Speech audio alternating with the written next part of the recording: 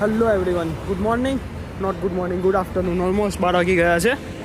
હું હાલમાં છું વેસ્ટમિન્સ્ટર સુપ્રીમ કોર્ટની ટૂર માટે આવેલો. બહુ સરસ રહ્યું. એની થોડીક ક્લિપ મેં રેકોર્ડ કરી છે, થોડાક ફોટોઝ મેં ક્લિક કર્યા છે, તમે જોઈ શકો છો.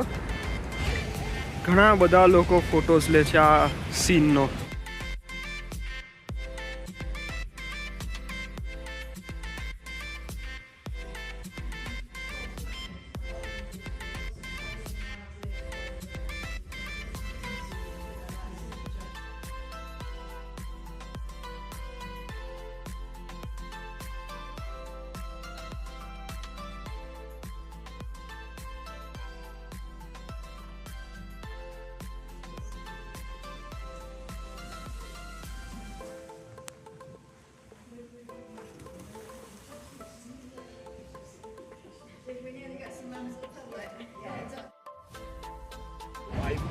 क्या मस्त जगह है रे. લંડનની સડકો પર ફરતો નીરવ. તો જે ટૂર હતી સુપ્રીમ કોર્ટની એ ટૂર ફિનિશ થઈ ગઈ. હમણાં બીજી જગ્યાએ મારે ભાગવું છે. 1 વાગે મારે ત્યાં પહોંચવાનું છે. ત્યાં એક મેથ્સ ક્લાસ. સમ ટોપિક એવો છે કે 1 = 0 ઇલ્યુઝન. તો આ એક સ્ટેચ્યુ છે જે છે woman of world war 2. World war 2માં ભાગ લીધેલી મહિલાઓ સ્ટેચ્યુ બનાવેલું છે. સામે પણ બીજો એક સ્ટેચ્યુ છે અને કંઈ અલગ ફિલિંગ આવે છે. અહીંયા ઘણી બધી જગ્યાએ સ્ટેચ્યુ મૂકેલા છે, જોઈ શકો છો. એક ત્યાં છે, એક ત્યાં છે અને બીજા ત્યાં વેસ્ટમિન્સ્ટર બિગ બેનની સામે ગાર્ડન છે. ત્યાં વચ્ચે ઘણા બધા સ્ટેચ્યુ મૂકેલા છે. વિન્સ્ટન ચર્ચિલ છે, મહાત્મા ગાંધી પણ છે. હું ફ્રેમમાં બતાવીશ તમને. હાલમાં તો બસમાં છું, બટ આ જો ઘોડા નીકળ્યા છે. છી ગોચો કરી દીધું ઘોડા. નાઇસ. એક જ વસ્તુ છે જે તમને થોડુંક અઘરું લાગશે, તે છે લંડનમાં ટ્રાફિક. સેન્ટ્રલ લંડનમાં મેજોરિટી હું પ્રિફર કરું છું વોક કરવાનું, બટ મારી જે ડેસ્ટિનેશન છે તે 1 કલાકનો વોક બતાવે છે. તો એના કારણે મેં બસ ચૂઝ કરી છે. ઓલ્ધો ટ્રાફિક બહુ લાંબો છે, બટ સ્ટીલ હું 30 મિનિટ પહોંચી જઈશ અને ઇવેન્ટ અટેન્ડ કરીશ. ત્યાં સુધીને બસ ગલીઓ જોવાની. હા, હાલી મારી બસ. બસમાં કોઈ નથી, બસ ખાલી છે. હું એકલો બેઠો છું, તે પણ ઉપર છું. નીચે કોઈ છે નહીં. તો જો બસ આવી છે, ઉપરથી આવી દેખાય. અને પાછળ બીજી એક ટૂર બસ છે જેમાં ઉપરથી છતરી ખુલ્લી છે, એટલે મજા આવે એન્જોય કરવાની. સામે ટ્રફાલ્ગર સ્ક્વેર છે, એ હું તમને બતાવું. શાહરૂખ ખાન વાળું યાદ તો જશે, Trafalgar square. So guys, this is Trafalgar square. Last મંથમાં મિશન ઇમ્પોસિબલની શૂટિંગ પણ અહીંયા થઈ હતી, તેના લીધે આ રોડ ક્લોઝ હતો. બટ હાલમાં જોઈ લો, શાહરૂખ ખાન વાળું ટ્રફાલ્ગર સ્ક્વેર.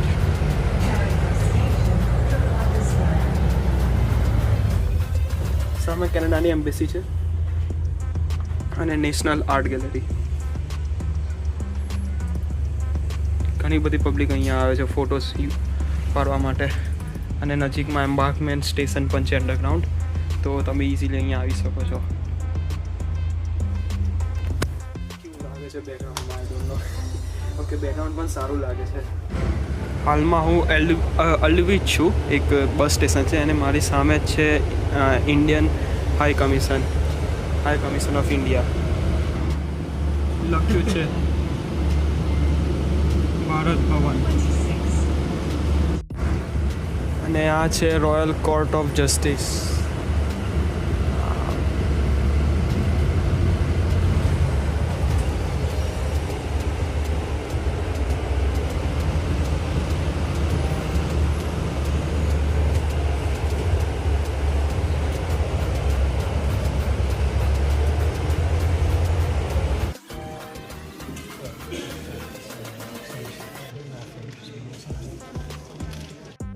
તો એક લેક્ચર છે, ફ્રી લેક્ચર છે પબ્લિક માટે.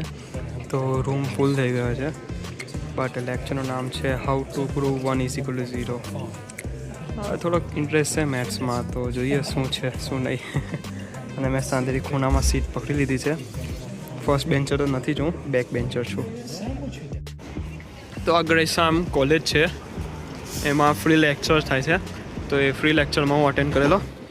એક લેક્ચર એવો હતો કે 1 ઇઝ ઇક્વલ ટુ 0, પૂરું 1 લેક્ચર હતો, કલાકનો લેક્ચર હતો. બટ એઝ યુઝ્યુઅલ લેક્ચર હોય છે તો મને ઊંઘ આવી જાય છે.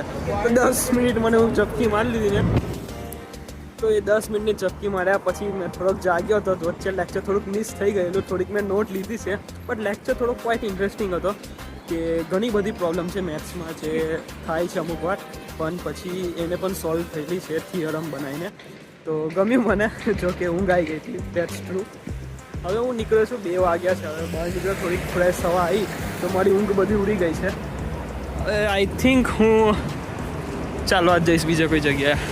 મેં લેક્ચરમાં નોટિસ કર્યું કે એકલા ગયડા લોકો હતા, ઓલમોસ્ટ 50-60 એજવાળા. કોઈ સ્ટુડન્ટ હતું નહીં, બહુ ઓછા હતા, મતલબ 2-3 સ્ટુડન્ટ હતા. બીજા બધા ઓલ્ડ એજ પીપલ. ખબર નહીં એ લોકોને શું ઇન્ટરેસ્ટ છે મેથ્સમાં. તો પણ આવેલા અને ક્વેશ્ચન પણ એમને પૂછ્યા. હા ચાલો રોડ ક્રોસ કરી લઈએ. લાલ છે, સો કે લીલો છે, વાંધો નહીં કરીએ.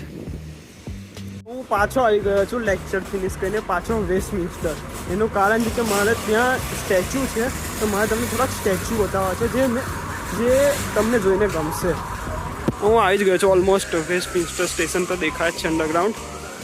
થોડુંક ચાલવાનું છે. શું સ્ટ્રક્ચર છે બિલ્ડિંગનું, પેલેસનું. વાવ, just looking like a wow. Actually department અહીંયા લખ્યું છે what Department of Social Culture and ખબર નહીં યાર, વાંચી લેજો દેખાય તો.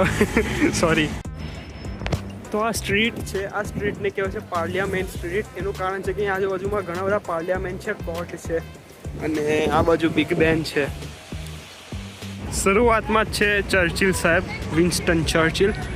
હમણાં લીધે જ હું કહું તો લંડન આજે જીવે છે, મતલબ World War II સમયમાં પ્રાઇમ મિનિસ્ટર હતા, અને એમના ડિસિઝનના લીધે જ શું કહે કે World War II જીત્યું લંડન જર્મની સામે. ને આ છે ડેવિડ લોઇડ જ્યોર્જ. આમનું મહત્ત્વ, આમનું સ્ટોરી મને ખબર નથી. પછી છે જેમ Christian smooth, then Viscount Palmerston, then she's Millicent Garrett. Courage calls to courage everywhere. Nice. અને એમની બાજુમાં છે આપણા ગાંધી બાપુ, મહાત્મા ગાંધી. આમનું પણ ઘણું મહત્ત્વ છે આઝાદી અપાવવા માટે ભારતમાં. અને વડાપાઉં ખાય છે આપણી ગુજરાતી પબ્લિક. દેખાય જ જાય.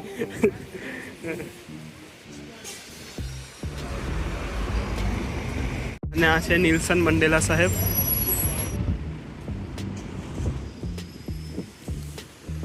સામે સુપ્રીમ કોર્ટ છે, અને આ છે Westminster, city of London. Welcome to you guys. જોઈએ શું છે હવે આગળ. મજા આવે છે, વાતાવરણ સારું છે. એનું એ જ કારણના લીધે હું થોડુંક એનર્જીમાં છું. સુરજ દાદા થોડુંક આવે છે, અમુક વાર જતા રહે છે, બટ સારું લાગે છે. Thank you. વાગ્યા છે 3:45. એક વસ્તુ મેન્શન કર્યું હતી કે તમે મને ઇન્સ્ટાગ્રામ પર ફોલો ના કરતા હોય તો ફોલો કરી લીધો. ત્યાં પણ આવું ચાલ્યા કરે છે, થોડોક વિડીયો પોસ્ટ થયા કરે છે. તો હા, અલ્ટિમેટલી આજનો દિવસ મારો સારો રહ્યો. રજા હતી તો સારો ઇસ્તેમાલ કર્યો, વાપર્યો. હવે ક્વેશ્ચન થાય કે આ સુપ્રીમ કોર્ટમાં એન્ટ્રી કેમ નહીં મળી? તો એક એપ્લિકેશન છે ઇવેન્ટ બ્રાઇટ. તેના પર કોઈ પણ ઇવેન્ટ થાય છે ફ્રીમાં, તો એમાં તમે રજિસ્ટર કરાવી શકો છો ને તમે ત્યાં વિઝિટ કરી શકો છો. આજે પાર્લિયામેન્ટ ટૂર હતું તો સારું લાગ્યું. ત્યાં વિડીયોગ્રાફી તો અલાઉડ ન હતી, બટ મેં થોડાક ફોટા ક્લિક કર્યા.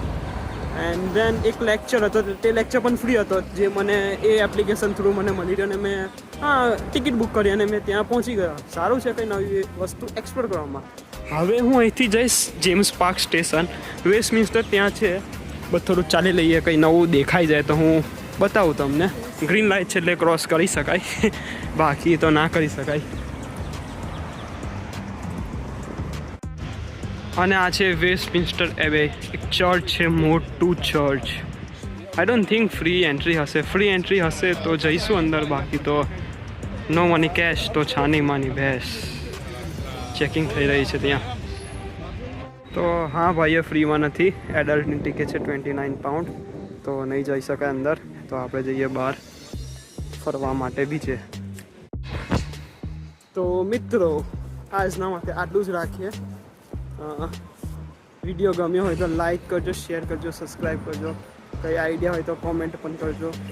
તો that's it for this episode of Wanderlust Nirav. See you again, by.